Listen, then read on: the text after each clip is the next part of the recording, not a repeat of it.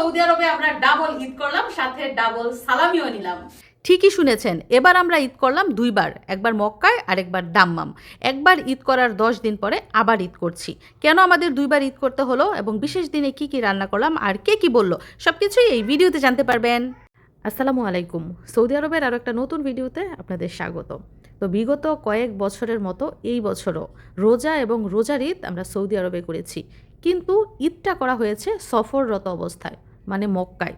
ঈদ চলাকালীন সময়ে বাসায় না থেকে মক্কায় থাকার কারণে ঈদের দিনের ভালো মন্দ রান্নাও করা হয় নাই, খাওয়াও হয় নাই, আর কারো তৃপ্তিও মিটে নাই। তো বেশ কিছুদিন ধরেই মিশারির আব্বু বলছে বাসায় ঈদের খাবার রান্না করার জন্য, তো আজকে সেটাই করব। তো ঈদ উপলক্ষে ঘরের সবার জন্য কি কি বিশেষ খাবার রান্না করলাম, খাবার খেয়ে কে কি বললো এবং সারাদিন কি কি করলাম জানতে হলে পুরো ভিডিওটা দেখতে থাকুন। তো মিশারির আব্বু বলতেছে উনি নাকি ঈদের দিন সেমাই খাইতে পারলো না, এজন্য আজকে দুধ নিয়ে আসছে আর আমিও সেমাই রান্না করে দিতেছি। এই যে তোমার জন্য সেমাই রান্না করে দিতেছি, তুমি একটু আগে কইছো সেমাই খাইবা, সেমাই লাজিম খেতে হবে। ঈদের দিনও বলতেছে সে নাকি সেমাই খেতে পারলো না, কারণ আমরা যেই রেস্টুরেন্টে গেছি ওই রেস্টুরেন্টে সেমাই রান্না করে নেই।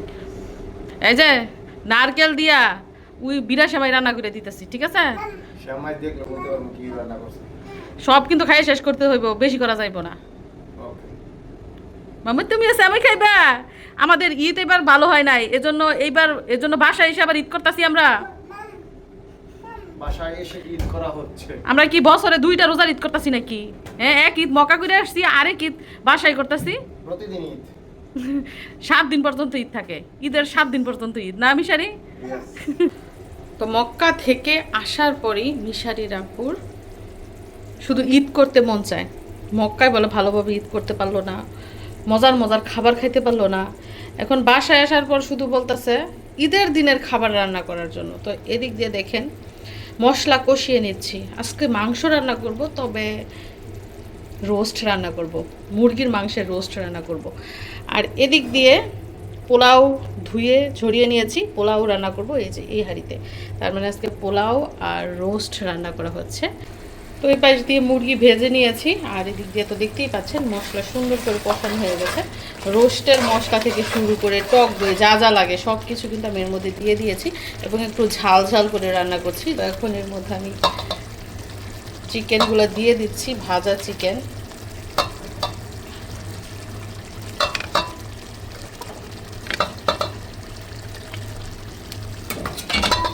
আমাদের প্রত্যেকটা গৃহিণীরই কিন্তু স্বামীর মন জোগায় চলতে হয় না। স্বামী যত দামি দামি গহনা কিনে দেয়, পোশাক কিনে দেয়, কিছু না চাইতে এনে দেয়, ওনারও তো মন জোগায় চলতে হবে, মজার মজার খাবার রান্না করে খাওয়াইতে হবে। এই পাশ দিয়ে দেখুন পোলার চাল ভেজে তারপর কিন্তু আমি পানি দিয়ে দিয়েছি, পরিমাণ মতো গরম পানি। এখন এর মধ্যে আমি কিছু কাঁচামরিচ দিয়ে দিচ্ছি। পোলাও রান্নাগুলো আমার শাশুড়ির কথা মনে পড়ে যায়। ওই যে ঝাল ছাড়া জিনিস তো শাশুড়ির জন্য রান্না করতাম, ওটাও তো ঝাল ছাড়া। রোস্টে টকবক টকবক করছে, তার মানে হয়ে যাবে যাবে ভাব। সবার আগে রোস্ট রান্না করছি, এজন্য রোস্ট রান্নাও আগেই শেষ হবে। তো এর মাঝে আমি কিছু কাঁচামরিচ দিয়ে দিচ্ছি। কাঁচামরিচটা দেওয়া হয় মূলত গ্রানের জন্য, কাঁচামরিচের কিন্তু একটা সুন্দর গ্রান আছে। এরপরে আমি এর মধ্যে কিছু বেরেস্তা দিয়ে দিচ্ছি। বেরেস্তাগুলো আরেকটু পোড়া পোড়া হতো, আগেই নামিয়ে ফেলেছিলাম। যাই হোক, মিশারির আব্বু তো আজকের রান্না দেখলে খুবই খুশি হবে, কারণ ওনার পোলাও, রোস্ট, গরুর মাংস মানে ভারী ভারী খাবার খুবই পছন্দ। তো এরই মধ্যে রান্নাবান্না শেষ, চলুন দেখি কি কি রান্না করলাম, কি কি স্পেশাল খাবার রান্না করলাম মিশারির আব্বুর পছন্দের। তো এটা তো আগেই দেখেছেন, রোস্ট রান্না করেছি।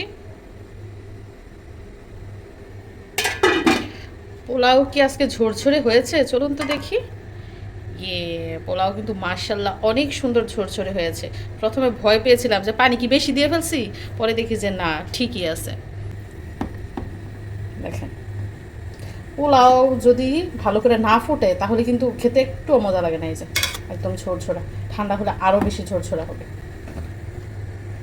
তাছাড়া এই যে দিকটায় দেশি গরুর মাংস এই মাত্র রান্না শেষ হয়েছে, মাত্র চুলা বন্ধ করেছি। ডালের বড়ি রান্না করেছি কই মাছ দিয়ে, অল্প কয়টা ছিল ওইগুলোই রান্না করেছি। এই যে দেখুন, সাথে পুঁটি মাছও দিয়েছি। কই মাছও দিয়েছে, যে কই মাছ। ঠান্ডা হলে ঝোল আরও শুকাবে, মানে একদম মাখা মাখা হয়ে যাবে। বড়িগুলা দেখেন এই যে কিরকম ফুলা ফুলা হয়েছে, দেখেছেন? এছাড়া এই পাশটায় কেটে নিয়েছি সালাদ, শসা, গাজর, টমেটো, পেঁয়াজ, কাঁচামরিচ আর হচ্ছে লেবু। খাও মামা, খাও। শশাটাই নিতে ব্যস্ত করছো। বাইরের গলার দরিয়া দেখছেন নি? ওই যে খাওয়ার টাইমে এত খাতিরের দরকার নাই, ওই যে, খাওয়া শেষ করে খাতির করো। গরম গরম চুলা থেকে নামাই আগে মেয়ের আর সেটে দিয়ে নিছি। শশা না। এই যে একজন বাপের লোকগা, মানে বাপে যতক্ষণ বাসায় থাকে মনে করেন এদিক সেদিক কোথাও যাইবো না, আমার কাছেও আসবো না, সারাক্ষণ তার বাবার কাছে থাকবো। তো এদিক দিয়ে মিশারিরা বুকেও খেতে দিয়েছি পোলাও আর রোস্ট, যেহেতু ওনার জন্যই রান্না করা হয়েছে, উনি শুধু ঈদের খাবার খেতে চায়।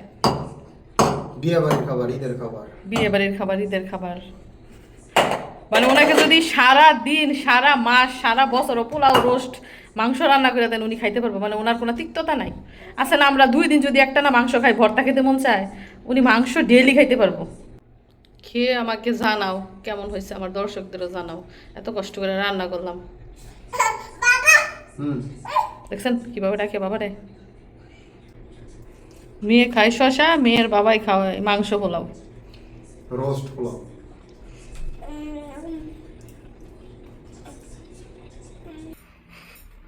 মানে পায়ে ধরে সালাম না করলে আমার কাছে মনে হয় না যে আমি সালাম করতেছি কিংবা সালামি নেওয়া উচিত। এবার তুমি ডাবল ঈদ করলে, এখন আমাকে ডাবল সালামি দাও। দিতে বাধ্য। দিতে হইব, সালাম করছি, তাও আবার পায়ে ধরে সালাম করছি, যেমন তেমন সালাম না। দাও। মক্কাতে নিলাম 500। মক্কাতে দিছো 500 রিয়াল, এইবার দিতে হইব কয় রিয়াল বলেন তো? ডাবল মানে কি? 500 ডাবল কত?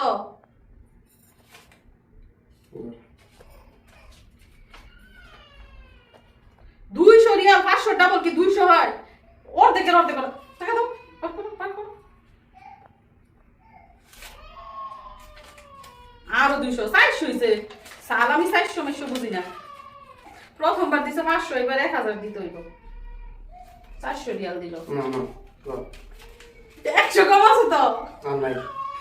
500, 200, 700, 200, 900। 900 টাকা সালামি কেন? 1000 টাকা দাও। তো তুমি আমাকে 900 রিয়ালে দিলে আর 100 রিয়াল দিতে পারবে না? এত কিপটা তুমি, তোমার পকেটে কি টাকা নাই? আলহামদুলিল্লাহ বলো। যাই হোক, আলহামদুলিল্লাহ 900 রিয়াল দিছে, কি আর করার, 100 রিয়াল উনি দিল না। তো শুকরান, থ্যাংক ইউ, মারহাবা। ওনার কাছ থেকে ডাবল সালামি নিলাম। এবার সৌদি আরবে আমরা ডাবল ঈদ করলাম, সাথে ডাবল সালামিও নিলাম।